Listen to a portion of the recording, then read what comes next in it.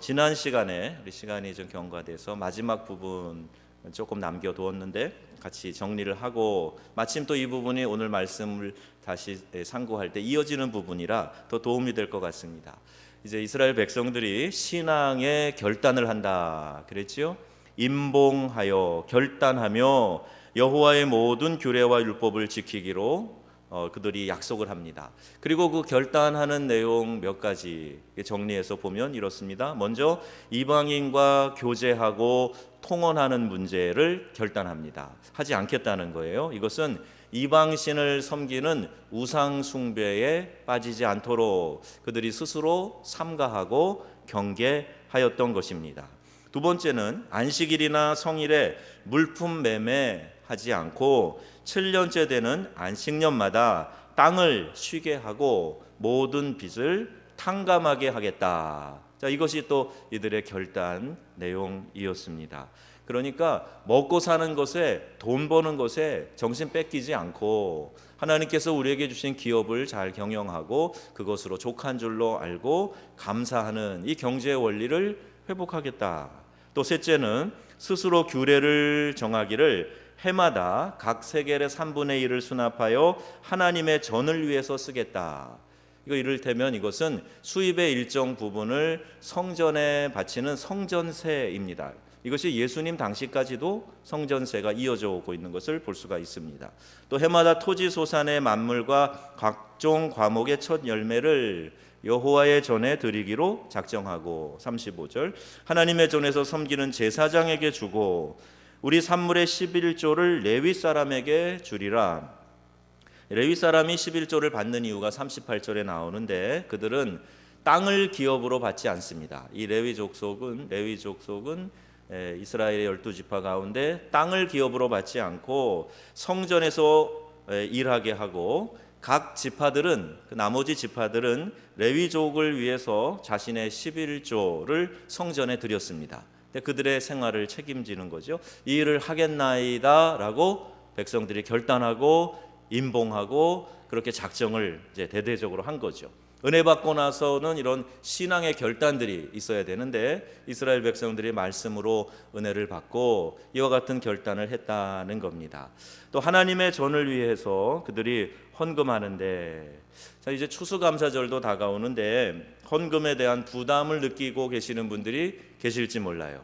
우리가 은혜로 즐겁게 하는 일들이 있는데 시작하기 전까지는 그 부담으로 다가오는 것이 몇 가지 있습니다. 그 중에 하나가 바로 우리가 전도하는 일이고 전도는 참 좋은 건데 준비하고 나가는 데까지는 참 부담스러워요. 그리고 나가서 전도하고 오면은 다들 기쁨이 충만해서 보고할 때 보면은요, 아 전도하기를 잘했다 이런 생각이 드는데 또 다시 전도할 기회가 오면 또 같은 일을 반복합니다. 우리가 하나님을 섬기는 일도 비슷해요. 주님 앞에 시간과 물질을 들여서 섬기는 헌신의 일도 비슷한 과정을 겪습니다. 하고 나면 좋은데 이게 축복인 줄 알게 되는데 그런데 하기까지는 많은 생각과 어떤 분은 갈등도 하고 힘들어하는 그런 모습도 보게 됩니다. 또 이런 부분에서 특별히 목회자가 강조하면 오히려 득이 안 된다 이렇게 생각하는 분들도 계시는 것 같아요. 하지만 말씀을 분명하게 가르쳐야 되고 왜곡해서는 안 된다 하는 것이 우리가 생명력 있는 말씀을 전하는 설교자에게는 반드시 필요한 소신이고 확신입니다. 그렇지 않으면요 사람들에게 이 편견 없이 말씀을 받아들이게 하는 일에 상당히 부족함을 만들어 내게 되는 겁니다. 우리 교회 한번 오셔서 일을 집회해 주셨던 김용배 목사님 홍성교회 계실 때 오셨었죠. 오셔서 말씀 전해주시고 재직 세미나 하셨는데 이제 서산교회로 가셨어요. 그래서 어제 숭실대 이사 모임 가운데에서 우리 함께 만났는데 또 이런 이야기를 전해줬습니다. 그 교인들이 축복받도록 지금 부임해 가신 그 서산교회 전임자 목사님이 참 잘 가르치셨대요. 우리 장로님들이 얼마나 헌신을 잘하시는지 또 교인들이 얼마나 헌신을 잘하는지 본인도 감동을 할 만큼 홍성교회도 참 대단했는데 이 서산교회 가보니까 전임자가 그렇게 잘 가르쳤다 하는 얘기를 잠깐 대화하는 사이에 뭐 여러 번 반복하던 거예요. 그래서 옳다고 생각하면 그 목사님이 아주 강하게 밀고 나가고 가르치셨다 그 얘기를 빼놓지 않고 했습니다. 그래서 그 교회가 서산이라는 곳이 그래 지방 도시니까 뭐 그렇게 큰 도시 아니잖아요. 그런데 이 도시에서 물론 이 교회가 제일 큰 교회로 부흥하고 성장을 했고, 또 서산교회가 전국의 선교회 가운데 이 재정으로 세 번째 순서가 된다는 거예요. 기가 막히게 큰 교회들이 많이 있는데 이 지방에 있는 한 교회가 이렇게 급성장한 이유가 교인들에게 목회자가 하나님 앞에 헌신하고 헌금 생활하고 하는 이런 예배 생활하고 하는 것을 말씀 그대로 정확하게 분명하게 가르쳐서 교인들이 훈련이 잘 돼 있더라. 이 얘기였습니다. 그 서산교회 전임자 목사님이 지금 우리 교단의 신길교회로 가셨는데 아마 또 서울에서 비슷한 붐을 일으키고 있는 것 같습니다. 그래서 어제 만나서 이기용 목사님, 신길교회로 가신 목사님도 네 분 만나서 좋은 교제 시간을 가졌어요. 저도 다시 한번 확신합니다. 우리 명성교회 성도들이 말씀을 곡회 없이 여과 없이 잘 받아들여서 축복의 원리를 잘 실천하시고, 그래서 여러분 삶 가운데 하나님이 베풀어 주시는 은혜와 축복이 넘쳐나게 되기를 주님의 이름으로 축복합니다. 이게 목회자의 가장 큰 소망이고 목회의 제일 큰 보람이 바로 그런 거예요. 성도들이 복받고 사는 겁니다. 하나님의 은혜 안에서 충만하게 살아가는 거예요. 형통하여 그 길이 열려가는 모습을 보는 겁니다. 그거 이상의 기쁨이 없어요. 그래서 여러분에게 부담스러우셔도 제가 말씀드려요. 우리 지난 해에 추수감사 주일날 우리 성도들이 최선을 다해서 많은 분들이 동참하셨어요.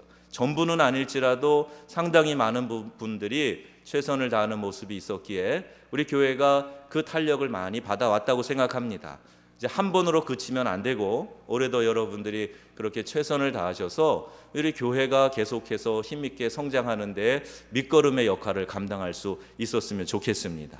우리 중직자들이 먼저 헌신하시고, 하나님은요 우리의 최선을 원하세요. 하나님 사랑하고 이웃을 사랑하는 구체적인 실천을 우리에게 요구하고 계시다는 겁니다. 그것이 영혼 구원하는 일이고 복음 전도하고 선교하는 일이고 이렇게 구제하는 일이고, 하나님이 기뻐하시는 일을 위해 하나님이 원하시는 곳에 물질을 사용하는 것, 이것이 선한 청지기의 기본 자세입니다. 제가 선교사로 있을 때 한번 한국에 오면 많은 교회들을 방문해 봤어요. 목회자를 만나서 대화를 하고 하다 보면 그 목사님이 가지고 계신 목회 철학이 향후 이 교회가 어떻게 되겠구나 짐작이 갈 정도입니다. 그리고 분명하게 한 10년, 18년 이렇게 바라보는 동안에 그러와 같은 생각대로 교회들이 성장해 가기도 하고 정체 답보 후퇴해 가기도 하고 하는 그런 모습들이 거의 같은 그림으로 구도로 움직이는 것을 봤어요. 여러분, 하나님은 우리가 저수지가 되기를 원치 않으세요. 하나님은 우리가 축복의 통로가 되기를 원하시고 그 이유로 우리를 부르셨습니다. 내가 움켜쥐려고 한다고 이 손 안에다가 다 쥐어주시는 것이 아니란 말이에요. 하나님의 축복을 흘려보내며 나로 인하여 가정이, 지역이, 교회가 복되게 되기를 우리 하나님이 원하신다는 겁니다. 여러분, 그 축복을 누리시기를 바라요. 그래서 하나님이 나를 통해서 이 지역이, 내 주변이 복되게 하옵소서. 그리고 내가 속해 있는 곳, 내가 지금 몸담고 함께 섬기는 곳, 그곳이 다 복된 처소가 될 수 있도록 저를 통해서 역사해 주옵소서. 이런 기도가 우리에게 필요합니다. 우리의 신앙의 결단이 있어야 돼요. 먼저 자복하고 회개하고 하나님이 내게 말씀하시는 것에 귀를 기울이고 주신 말씀에 순종하여서 나의 삶의 행동으로 옮기는 것, 이것이 복받는 비결입니다. 그리고 우리 성도들은 반드시 하나님이 주시는 은혜와 복을 이 땅에서 누리며 살아가야 됩니다. 그런 믿음의 귀한 백성들이 되시기를 주님의 이름으로 축원합니다. 우리 학생들이 공부하는 이유도 그거예요. 좋은 대학교 가는 것, 그건 그냥 눈앞에 있는 목표이지 궁극적인 목표가 아니에요. 내가 좋은 학교를 가고 또 이 시대에 필요한 것들을 공부하고 쓰임 받아서 결국에는 유통업자가 되는 겁니다. 어떤 유통업자예요? 하나님의 복을 유통하는 유통업자가 되는 거예요. 그래서 영향력 있는 자리에서 그 복을 흘려보낼 수 있다면 참 좋겠습니다. 이런 마음으로 하나님께 축복을 구하고, 하나님, 제가 그러한 영향력을 흘려보낼 수 있도록 저를 붙들어 주시고 하나님 저를 이끌어 주시고 사용하여 주옵소서. 자, 이와 같은 고백 가운데 여러분 공부한다면 하나님이 여러분의 인생을 책임져 주실 줄로 믿습니다. 직장 생활을 해도, 또 어떤 진로를 향해서 내가 계획하고 도전을 해도 다 이와 같은 마음으로 해야 돼요. 내가 좀 더 편안하게 살기 위해서, 남들보다 더 많은 재정적인 여유를 가지고 살기 위해서, 이게 목표가 돼서는 안 된다는 이야기죠. 느헤미야 12장에 드디어 이 성벽 봉헌이 나옵니다. 그리고 27절에 예루살렘 성벽을 봉헌하게 되니 각 처에서 레위 사람들을 찾아 예루살렘으로 데려다가 감사하며 노래하며 재금을 치며 비파와 수금을 타며 즐거이 봉헌식을 행하려 하매 그랬어요. 또 그날에 무리가 큰 제사를 드리고 심히 즐거워하였으니 이는 하나님이 크게 즐거워하셨음이라. 예루살렘이 즐거워하는 소리가 멀리 들렸느니라. 그들이 다 각기 족속대로 가문대로 나와서 성벽 재건을 위해서 수고하지 않습니까? 멀리서 와서 자기들이 하던 일들도 다 내려놓고 그 일에 수고해서 결국 성벽이 쫙 완공이 됐어요. 지도자 느헤미야도 여러 가지 유혹과 위협이 있었지만 흔들리지 아니하고 이 과업을 완성해 갑니다. 그리고 이 성벽 완성한 것을 하나님께 봉헌하는 거예요. 이 봉헌식에 사람들이 다 감동하고 하나님께서 이 일에 즐거워하시고 예루살렘이 즐거워하는 소리가 멀리 들렸다 그랬어요. 그리고 오늘 본문 13장이 나옵니다. 자, 이스라엘 백성들이 말씀으로 은혜 받고 결단하고 이 성벽을 하나님께 봉헌하고 모두가 다 기쁨과 감격의 시간을 보낸 그 이후로 12장이 끝나고 13장까지 약 10년 정도의 시간의 차이가 있습니다. 우린 바로 이어지지만 그 시간이 그만큼 흘렀어요. 그리고 느헤미야가 아닥사스다 왕의 허락으로 예루살렘의 총독으로 성벽을 재건하고 신앙 공동체를 회복하기까지 약 12년 세월이 걸렸고, 성벽은 튼튼하게 이스라엘 백성에게 성전의 중심의 삶에 다시 자리 잡게 되었어요. 백성 가운데 하나님 나라의 의와 희락과 평강이 임했습니다. 이런 모습을 보고 느헤미야가 메대 바사로 다시 돌아간 겁니다. 그러나 10년의 시간이 흐르는 동안에 느헤미야는 돌아와 깜짝 놀랍니다. 지도자와 백성은 그동안 율법을 전혀 지키지 않았고, 공동체는 예전처럼 타락과 무질서의 상태로 돌아가 버렸고, 백성의 내면에 심은 영성도 완전히 붕괴되고 말았습니다. 왜 이런 일이 생기게 되었을까? 여러분, 우리가 하나님께 은혜를 받는 것은 한순간에 감동적으로 지나가 버리면 안 돼요. 한순간에 감동에 끝나면 안 됩니다. 지속적으로 말씀 가운데 서서 그 말씀 가운데 행하는 그런 훈련이 있어야 하는데 그게 없었던 거예요. 자, 상황을 바라보는 이들의 눈을 한번 보세요. 인생은요, 문제의 연속입니다. 날마다 해결할 문제가 끝도 없이 많이 있습니다. 인생의 진짜 문제는 눈앞에 닥친 고난이나 고통 그 자체가 아닙니다. 그것을 어떤 눈으로 바라보고 풀어가느냐에 달려 있다는 거예요. 지금 내가 어려운 처지에 있다 그래서 모든 사람이 다 망하고 잘못되는 게 아닙니다. 그런데 그러한 상황 가운데서 내가 어떤 의식을 가지고 어떤 눈으로 바라보느냐에 따라서 실패와 성공이 갈려진다 하는 겁니다. 느헤미야가 떠난 후에 이스라엘 백성은 자신들의 개혁을 저마다의 입장에서 바라보고 이해했어요. 그리고 그에 따라서 행동하기 시작했습니다. 13장에 기록된 이스라엘 백성들의 처참한 실패는요, 모두 관점의 잘못에서 비롯되었다, 이렇게 보게 됩니다. 어떤 관점들이 잘못되었을까? 몇 가지로 한번 정리를 해보면 해봤자 소용없다, 이런 생각이에요. 개혁은 결국 실패되었다라는 관점입니다. 자, 지나온 삶 속에서 하나님이 내게 베푸신 것을 끊임없이 돌아보는 일은 우리의 신앙의 원동력이 됩니다. 하나님은 죄악의 본성으로 사는 우리에게 말씀을 주셔서 그분의 백성으로 살게 하셨어요. 노예의 정체성, 습관, 성품, 가치관, 사고방식, 처세술로 살아가는 우리를 율법으로 바로 잡아서 하나님의 거룩한 백성으로 살게 하셨던 겁니다. 우리는 이 하나님의 사랑을 기억해야 돼요. 그런데 이스라엘 백성 가운데 이 사실을 기억하지 않으려는 사람들이 생겨납니다. 실패했다는 생각에서 벗어나지 못한 사람들이에요. 하나님이 주실 복을 담을 믿음이란 그 그릇을 깨는 행동을 통해서 나타나게 되는데, 그 순간 감사했지만 여전히 과거에 사로잡혀 있게 되고 하나님이 주신 축복이라고 말하고도 그것이 진짜 축복인가 의심하는 겁니다. 자, 여러분, 이 이스라엘 백성들이 했던 일은요, 오늘 우리들의 삶 가운데에서도 자주 반복해서 일어나는 일이에요. 하나님의 은혜인가 보다 하고 금방 뒤돌아서서 까먹고 이것에 대해서 감사하지도 아니하고 기억하지도 아니한다는 겁니다. 하나님은 우리의 삶이, 우리의 생각이 그렇게 약한 것을 아시고 날마다 하나님의 말씀으로 우리의 삶의 가이드라인을 제공해 주시는데, 그 길로 살아가려고 하지 않고 한 위기만 지나고 나면, 어떤 한 관문만 통과하고 나면 그 다음에 갑자기 흐트러지고 이전의 모습으로 돌아가려고 하는 죄악의 복원력이 우리 가운데 너무너무 강력한 거예요. 그래서 한순간에 은혜를 회복하고 이것을 지속하지 못하는 사람들이 의외로 많습니다.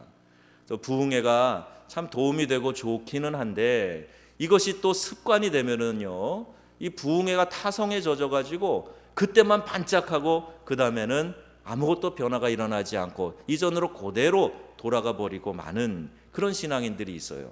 어떤 분들은 기도원에 가야만 내 영성이 살아나는 것처럼 생각하고 그렇지 않을 때를 답답하게 생각하는 사람도 있어요. 이게 다 잘못된 신앙 형태입니다. 날마다 여러분 말씀이 내 안에서 새롭게 솟아나는 샘물처럼 여러분들 안에 희망을 주고 힘을 주고 새롭게 하시는 용기를 주고, 그래서 여러분의 신앙이 날마다 새로워질 수 있기를 주님의 이름으로 축원합니다. 우리가 예배를 드리면서 항상 이 새로움을 추구해야 돼요. 늘 하던 대로 이전의 습관처럼 관성에 젖어서 그렇게 해서는 안 된다는 말입니다. 이런 와중에 백성의 영적인 삶을 책임져야 할 제사장들의 행동은 한심하기 짝이 없어요. 오늘 13장에 보면요, 3절, 4절, 28절, 29절 거기 나오는데, 제사장 엘리야십은 성벽 재건을 방해한 주범 중에 한 사람, 암몬 사람 도비야, 여러분 느헤미야서에서 많이 들은 이름이죠. 암몬 사람 도비야와 내통했습니다. 그뿐 아니라 이방인과 통혼을 금지할 율법을 깨고 그 집과 사돈을 맺었어요. 지금 이스라엘 백성들이 아까 12장에서 그들이 은혜 받고 임봉하여 결단한 내용 가운데 이방인들과 교제하고 통혼하지 않겠습니다 했잖아요. 그런데 제사장이, 그것도 성벽 이것을 재건하는 일에 가장 중심에서 방해하던 도비야와 결혼 관계를 맺게 되는 겁니다. 이 엄청난 일이 그들 가운데 일어나고, 또 자신의 권력과 기득권을 유지하기 위해서 하나님을 모르는 이방인과의 관계를 맺어가는 영적인 지도자 제사장. 그러니 제사장이 그런 형편이니 다른 사람들의 상태는 어떻겠습니까? 지도자가 곁길로 빠지자 백성도 제살 길을 찾아 나서기 시작합니다. 안식일을 범해서라도 한 푼 더 벌겠다고, 이전에는 안식일의 규례와 또 안식년의 규례와 이런 것들을 다 지키면서 하겠다고 결단해 놓고 지금 한 푼이라도 더 벌겠다고 이렇게 나서고 있는 거예요. 이방인과 통혼합니다. 안식일에 상거래하지 않겠다는 이러한 결단을 깨고 말았던 겁니다. 느헤미야 13장 15절 16절, 내가 본즉 유다에서 어떤 사람이 안식일에 술틀을 밟고 곡식단을 나귀에 싣고 운반하며, 이제 안식일에 돈을 더 벌겠다고 이들이 나서는 거예요. 우리 하나님은요, 하나님을 의지하여 주의 뜻 가운데 행하여 살아가는 사람들의 경제도 책임져 주십니다. 내가 돈 벌고 사는 건 내 일이야. 그래서 내가 수단을 내서 하나님이 원하시지 않는 방법으로 악착같이 한다고 그래서 그게 모여지는 게 아니란 말이에요. 하나님이 흩으시면요, 순식간에 다 날아가 버리고 맙니다. 내가 아무리 힘을 다해서 세워도요, 하나님이 잠깐만 땅을 흔들어 놓으시면 그 모든 자랑하는 것들이 다 무너져 내리고 말아요. 우리 포항에서 지진이 났다 그래서 한동대는 지금 휴교령 내리고 난리가 났어요. 아까 낮에 보니까요, 집이 흔들리더라고요. 집이 흔들려서 지붕은 안전한가 쳐다보고 그랬다니까요. 하나님이 흔들어 놓으시면 아무것도 아니에요. 우리가 그렇게 자랑하는 우리의 건강, 생명, 우리의 물질, 그 모든 것들도요, 하나님의 손에 달려 있습니다. 그래서 우리가 어떻게 하면 하나님의 기쁨이 될까 해야 되는데, 이 믿음이 빠져나가고 나면 내 수단과 방법이 앞서간다는 거예요. 정치, 경제 영역에서 신앙의 원칙이 무너졌어요. 지켜야 할 원칙보다 채워야 할 필요를 더 추구하는 사람들로 변해갔습니다. 예루살렘에 복귀한 느헤미야가 단호하게 본질을 찾기로 결심합니다. 그리고 이렇게 결정하고 곧바로 잘못된 것들을 바로잡아 갑니다. 8절 9절에 내가 심히 근심하여 도비아의 세간을 그 방 밖으로 다 내어 던지고 명령하여 그 방을 정결하게 하고 하나님의 전에 그릇과 소재물과 유향을 다시 그리로 들여놓았느니라. 이 이방인, 야훼 신앙을 갖지도 않은 이방인이 제사장과 결혼관계를 맺더니 성전의 한쪽 구석을 자기 사무실처럼 쓰네요. 자기 세간들을 갖다 놓고 그곳을 사용하고 있네요. 말도 안 되는 일이 벌어지고 있습니다. 느헤미야가 분노해서 도비아의 세간을 그 밖으로 다 내어 던지고 그 방을 정결하게 하고 그 방에 원래 들어가 있어야 될, 하나님의 전에 있어야 될 그릇과 소재물과 유향을 다시 그 방에 세워놓습니다. 여러분, 우리는 지금 신약시대에 살아요. 우리의 몸이 그리스도의 성전이라고 그렇게 말하고 있습니다. 여러분 안에 집어넣어 있는 이 도비아의 세간들을 밖으로 내어 던지는 것이 개혁이라고 믿습니다. 다른 사람을 향해서 외치는 것 소용없어요. 내 속에 들어와 있는, 하나님의 성전인 내 안에 들어와 있는 이 거짓된 이방인의 세간들을 내어 던질 수 있어야 됩니다. 이것이 진정한 개혁이에요. 그 방을 정결하게 하고 하나님의 것으로, 하나님을 거룩하게 하는 그 모든 것으로 채워야 한다는 것입니다. 어쩌면 돈과 권력이 인생을 살아가는데 가장 필요한 것처럼 보일 수가 있어요. 하지만 살아계신 하나님 아버지가 우리를 돌보신다고 굳게 믿는다면 굳이 돈과 권력에 목을 맬 필요가 없습니다.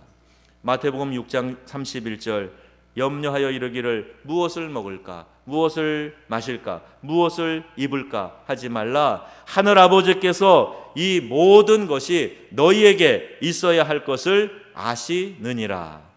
너희는 먼저 그의 나라와 그의 의를 구하라. 그리하면 이 모든 것을 너희에게 더하시리라. 그러므로 내일 일을 염려하지 말라. 분명하게 말씀하고 계세요. 의식주는 살아가는 데 필요한 조건일 뿐 우리가 애쓰고 수고해야 할 목적의 대상은 아니라는 것입니다. 하지만 너무도 자주 이 사실을 망각하고 살아가고 있어요. 하나님이 주신 비전과 사명을 이루지 않고 방향을 잃고 제 멋대로 살아가면 우리의 삶의 모든 것이 송두리째 흔들리게 되어 있습니다. 자, 이것이 이들이 잘못 생각했던 첫 번째 그릇된 사고였어요. 해봤자 소용없다, 이런 생각입니다. 또 하나는 도대체 언제 끝나는 거야 하는 이 생각이에요. 개혁을 너무 오래 끌고 있다라는 생각입니다. 그리스도인으로 산다는 것, 오늘도 기도 가운데 있지만 쉽지 않아요. 주일 하루 쉬는데 쉼은 고사하고 더 바쁘게 교회에서 보냅니다. 이것저것 할 일이 많아요. 이 사회에서도 하나님의 영광을 드러내고 살려면 기꺼이 희생하고 양보해야 되는 것들이 많이 있습니다. 예수 믿는 사람이 저래? 이런 얘기 듣지 않기 위해서 여러분 손해보는 것 있잖아요. 좀 악착같이 하고 싶어도 내가 예수 믿는 사람이라는 것 때문에 싫어도 양보해야 되는 것들도 많이 있지 않아요. 이게 우리가 살면서 겪는 어려움 가운데 하나이겠지요. 섬김, 인내, 수고, 복종, 쉽지 않은 것을 추구하면 분명 피곤하고 고달픈 일일 겁니다. 그래서 성경은 그리스도인의 삶을 싸움과 전투에 비유하고 있는지 모르겠어요. 믿음의 선한 싸움을 싸우라. 영생을 취하라. 이를 위하여 내가 부르심을 받았고 많은 증인 앞에서 선한 증언을 하였도다 그랬어요. 믿음은요, 우리의 믿음 생활은 천국을 향하여 가는 순례의 여정과도 같습니다. 그냥 유유히 산책하는 게 아니라 이 과정에서 나타나는 여러 가지 싸워 이겨야 될 그런 일들이 다가오고 있다는 거예요. 그것을 이겨나가는 것, 그것이 순례자가 해야 될 중요한 일입니다. 그래서 영적 전투를 잘 감당하도록 성령의 전신갑주를 입으라, 이렇게 말씀하고 있지 않습니까? 이스라엘 백성은 하나님의 백성으로 살겠다고 결단하며 서명까지 했지만 힘들고 지친 나머지 하나님과의 약속을 하나씩 어기기 시작했던 것입니다. 느헤미야는 이 레위 사람들을 다시 세웁니다. 느헤미야 13장에 보니까 가서 알아보니 레위 사람들이 받을 몫을 주지 아니하므로 그 직무를 행하는 레위 사람들과 노래하는 자들이 각각 자기 밭으로 도망하였기로 내가 모든 민장들을 꾸짖어 이르기를 하나님의 전이 어찌 버림바 되었느냐 하고 곧 레위 사람을 불러 모아 다시 제자리에 세웠더니, 이 이야기가 무슨 얘기예요? 이제 사람들이 다 자기가 먹고 사는 일에 급급해지니까 성전에서 예배하는 일을 주도하는, 찬양하고 예배를 이끌어가는 그 레위인들에게 마땅히 줘야 될 10의 1조를 주지 않은 거예요. 그러니까 레위인들이 먹고 살 것이 없으니까 떠나고 흩어지고 말았고 성전은 이제 폐허처럼 변하게 된 겁니다. 그래서 민장들을 꾸짖고 왜 그렇게 했느냐, 다시 레위인들을 불러다가 성전의 일을 보게 하는 거예요. 느헤미야는 레위 사람을 다시 세우고 온 유다가 곡식과 새 포도주와 기름의 11조를 가져다가 곳간에 드리고 공동체 안에서 충성스러운 자로 인정받는 사람을 새로운 책임자로 세웁니다. 13절 말씀이에요. 누가 리더가 되느냐는 매우 중요합니다. 어떻게 영적인 공동체를 이끌어 가느냐에 따라서 그 공동체가 여러 가지 달라지는 모습들을 보게 됩니다. 느헤미야는 지쳐 주저앉은 이들이 충성을 회복하기를 기대했어요. 하나님은 믿는 자에게 충성을 요구하십니다. 표대를 향해서 묵묵히 나아가는 그런 충직함이 있어야 됩니다. 빌립보서 3장에 예수 안에서 하나님이 위에서 부르신 부르심의 상을 위하여 달려가노라 그랬어요. 이것이 예수 믿는 사람들이 표대를 향해 나아가야 될 그 목표를 잘 우리에게 가르치고 있는 것이지요. 또 하나는요, 이들의 의식 가운데 이미 다 이루었다라는 생각이에요. 개혁은 이미 끝났다라는 그런 관점도 있습니다. 봉헌이라는 말을요, 영어의 dedication이라고 하잖아요. 그 앞에 붙어 있는 데라는 말은요, 이 라틴어 동사에서 왔다 그러는데 하나님이 마음대로 처리하시도록 올려드린다라는 그런 의미를 가지고 있어요. 즉 하나님의 뜻대로 사용하여 주소서, 이것이 데디케이션이라는 말의 의미입니다. 이번 제가 아프리카의 카메룬에서 선교 사역할 때 여러 교회 건물을 짓고 또 신학교 도서관 교수 아파트 지어서 봉헌식을 가졌어요. 봉헌한다. 이 봉헌식을 할 때 이 건물을 하나님께 올려드립니다. 하나님이 기뻐하시는 일을 위하여 마음껏 사용하소서. 이런 의미로 기도문에 아예 그 문구를 넣습니다. 그리고 그런 기도를 다 같이 이렇게 하늘을 향해서 손을 들고 함께 드려요. 굉장히 감동이 있습니다. 하나님이 우리에게 주신 이것 우리가 최선을 다해서 하나님께 이렇게 지어서 올려드리니 하나님 원하시는 대로 마음껏 사용하시옵소서. 이렇게 기도하는 거예요. 이것이 봉헌식의 진정한 의미입니다. 자, 우리가 드리는 헌금, 헌신 모두 하나님께 온전히 드리니 뜻대로 사용하여 주소서, 그런 의미를 가지고 있어요. 우리가 헌금을 어떻게 하요? 매 주일 예배 때 봉헌하지 않습니까? 이것도 마찬가지예요. 같은 의미예요. 우리가 최선을 다해서 하나님 앞에 이 물질의 마음을 담아 올려드리오니 하나님 이것을 하나님이 기뻐하시는 곳에 마음껏 사용하여 주옵소서. 이게 봉헌입니다. 여러분 헌신 예배 드리잖아요. 헌신도 마찬가지예요. 다 같은 것입니다. 내 몸을 주님께 드리오니 하나님이 기뻐하시는 데에 마음껏 사용하여 주시옵소서. 그리고 헌신 예배를 드리는 거예요. 헌신 예배 그걸로 끝난 게 아니라 헌신 예배를 통해서 내가 이런 결단을 하나님께 드리니 내 몸을 하나님이 기뻐하시는데 마음껏 사용해 주옵소서. 그 마음의 각오를 하나님께 올려드리는 것이 헌신 예배라는 겁니다. 어떤 분들은 그 의미를 잘 몰라서 헌신 예배 그냥 특송 한번 하고 뭐 돌아가면서 사회 보면 그게 단가 보다. 그게 아니에요. 이런 의미가 담겨져 있는 겁니다. 여러분, 우리가 하나님 앞에서 이렇게 내가 주체가 되는 것이 아니라 하나님이 사용하도록 내어드리는 것이 진정한 봉헌, 헌신의 의미다 하는 것을 잘 기억하셔야 됩니다.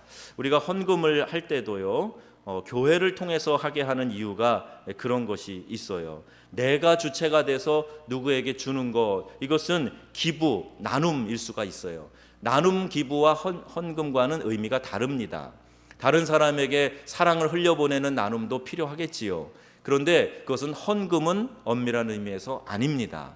헌금은 하나님께 드리는 거예요. 하나님께 드려서 교회라는 공동체를 통해서 주님의 뜻을 우리가 깨닫고 그 뜻 가운데 사용되어지는 물질이 헌금이지, 내가 생각하는 대로, 내가 기쁜 대로, 내 마음에 감동하는 대로 내가 주체가 돼서 해서는 안 된다. 그 의미가 좀 다릅니다. 그래서 헌금이 사용되게 하는 것도 하나님이 원하시는 곳에 그것이 쓰여질 수 있도록 그렇게 하고, 개인적으로 지불하는 것보다 목적 헌금을 강조하는 이유가 바로 여기에 있어요. 잘못하면 좋은 일에 내가 흘려보내 놓고선 내가 했다라는 그런 의식 때문에 하나님의 영광도 가리워지고 그 중요한 의미도 희석될 수 있기 때문에 그렇습니다. 하나님께 드린다 하면서 내 뜻과 방법을 내세우며 고집을 부리는 것도 역시 문제가 있는 거예요. 이런 참된 헌신이 아닌 것입니다. 이스라엘은 성전 봉헌식 때 하나님께 모든 것을 드렸어요. 성을 다 지었다는 기쁨도 컸겠지만 이보다 내가 하나님께 드릴 것이 있고 하나님이 그것을 기쁘게 받으셨다라는 이 사실이 그들에게는 감동적이었을 겁니다. 그런데 이들은 봉헌 후에 마치 모든 것이 끝난 사람처럼 다시 느슨한 생활로 돌아가게 되었다는 겁니다. 여러분, 우리가 작정해서 특별 새벽 기도회도 하고 또 우리 시험을 앞두고 있는 자녀를 둔 부모님들은 아마 목요일까지는 열심히 기도를 하실 것 같아요. 금요일, 토요일 나오시는지 한번 보겠습니다. 시험이 끝나고 나서 이제 안 나와 이러면 오늘 여기에 해당되는 분이에요. 하나님이 기회를 주실 때 또 이렇게 자꾸 여러분에게 도전할 때 그때 내가 기도하고 예배하는 일이 체화될 수 있도록 기회를 드리는 거예요. 이번 기회를 통해서 내가 하나님 앞에 새벽 제단도 쌓고 또 수요 예배 꼭 나가는 습관도 들이고 해야 되겠다. 또 이제 나눔의 기쁨도 누리고 하나님께 헌금하는 것에 대한 그런 축복의 원리도 깨달아 경험해 보겠다. 이런 결단이 여러분들에게 있었으면 좋겠습니다. 전 중심으로 여러분께 부탁합니다. 하나님 앞에서 믿음의 결단을 행하시고 그리고 그 결단 앞에서 귀한 은혜들을 마음껏 체험하는 삶이 되어지시기를 주님의 이름으로 축원합니다. 13장에 담긴 하나님의 도전, 바로 이와 같은 것들이에요. 하나님이 우리에게 말씀하시고 우리의 내면의 벽을 세우고 변화된 삶을 위해서 하나님의 영, 성령을 의지하면서 우리 내면의 성전을 아름답게 세워가 보자. 그리고 우리 공동체가 함께 세워가는 이 영적 공동체의 아름다운 성전을 내가 흩트지 않고 무너뜨리지 않고 잘 세워가는데 한번 동원돼 보자. 이와 같은 일에 여러분들이 귀한 도전을 받으시기를 바랍니다. 나 하나가 아무것도 아니야 이렇게 생각하시면 안 돼요. 내가 하는 그 역할, 내가 하는 말 한마디, 내가 하는 수고 하나, 내가 하나님을 향해서 드리는 바치는 물질 하나가 하나님 앞에 귀하게 쓰임받게 돼서 이 공동체가 세워져 간다는 겁니다. 여러분, 우리가 바른 말하고 남을 칭찬하고 격려하고 이끌어가고 나의 수고 하나가 이 공동체를 세우는데 중요한 기둥과 또 하나의 벽돌이 될 수 있도록 그런 마음으로 함께하게 되면 우리가 이루어가는 이 공동체가 아름다운 공동체로 반드시 세워져 가게 될 줄로 믿습니다. 오늘 이 느헤미야 13장을 통해서 귀한 하나님의 작품이 우리 가운데서 완성되어져 갈 수 있도록 함께 애써가면 좋겠어요. 정말 하나님 우리를 사랑하시고 우리를 귀하게 여기시지만 아직 우리는 완성된 존재가 아닙니다. 여전히 미숙해요. 여전히 우리 안에서 계속 영적인 성숙을 이끌어 가야 됩니다. 그래서 지금의 이 모습이 아니라 더 나은 모습으로 성장해 갈 수 있도록 말씀으로 양육받고, 그리고 그 말씀을 내 삶에 잘 적용해서 여러분의 삶이 변화되어져 가는 모습이 반드시 더 나타났으면 좋겠습니다. 그 정도에 만족하지 마세요. 나는 더 성숙할 수 있다, 더 많은 하나님의 축복을 누릴 수 있다, 내 가문과 자손들은 내 당대보다도 더 큰 축복을 누리며 살아갈 수 있다, 이 확신을 가지시고 이 축복의 씨앗들을 심는 귀한 성도님들 되시기를 바랍니다. 느헤미야가 이 마지막 13장을 기록하면서 이것을 완성으로 기록하고 매듭짓지 않았어요. 저는 이 13장을 읽으면서 처음에는 왜 이렇게 마무리를 했을까, 뭔가 좀 마지막이 깨끗하게 완성되는 모습이면 좋겠는데 아쉬움이 있네, 그런 생각이 들었어요. 그러면서 한편으로 이런 마음도 들었습니다. 이제 느헤미야 13장 이후는 우리가 하나님의 성전을 더 완벽하게 세워가는데 쓰임 받았으면 좋겠다, 우리를 향한 숙제로 남겨준 것이다, 이런 마음이 들었습니다. 이제 하나님께서 우리 교회를 통해서 하나님이 원하시는 좀 더 완전한 이 땅에 하나님의 교회를 이루어 가는데 저와 여러분들이 사용되기를 원하시는 줄로 믿습니다. 그래서 내가 더 하나님 앞에 충성된 일꾼이 되겠습니다. 더 헌신하여 주의 일에 나서겠습니다. 주님 말씀하실 때 내가 지체하지 않고 순종하겠습니다. 그래서 내가 성숙해 가고 나를 통하여서 공동체가 세워져 가는 그런 역사들이 나타날 수 있기를 바랍니다.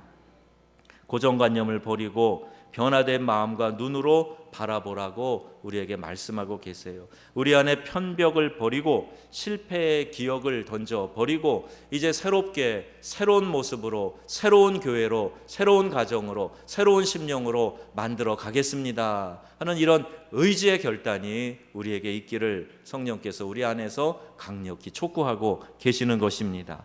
멈춰버린 꿈, 무너진 성벽 앞에 주저앉아서 한숨 짓고 있으면 안 됩니다. 할 수 없다라는 부정적인 생각에 자물쇠와 철조망에 갇혀 있어서는 안 됩니다. 더욱더 우리가 기대와 소망을 가지고 그 기대와 소망이 냉랭한 가슴에 기대의 불씨를 피우고 모든 것을 회복시켜 줄 수 있다라는 그 기대를 우리가 갖는 거예요. 그런 후에 우리는 알게 될 겁니다. 우리가 다시 시작한 이것을 통해서 하나님이 우리 안에 세우시는 멋지고 웅장한 우리 안에 이 성전과 또 하나님이 우리의 삶에 나타내 보여주시는 축복의 내용들을 우리가 알게 될 것입니다. 여러분 기억하세요. 개혁의 완성은 믿음으로 행진하는 여러분들을 통해서 일어나게 될 것입니다. 이 소망을 가지고 나아가는 우리 명성교회를 통해서 이 개혁의 완성이 일어나게 될 것입니다. 이것을 소망하면서 함께 기도하시고 큰 은혜 누리시는 저와 여러분 되시기를 주 예수님의 이름으로 축원합니다. 아멘.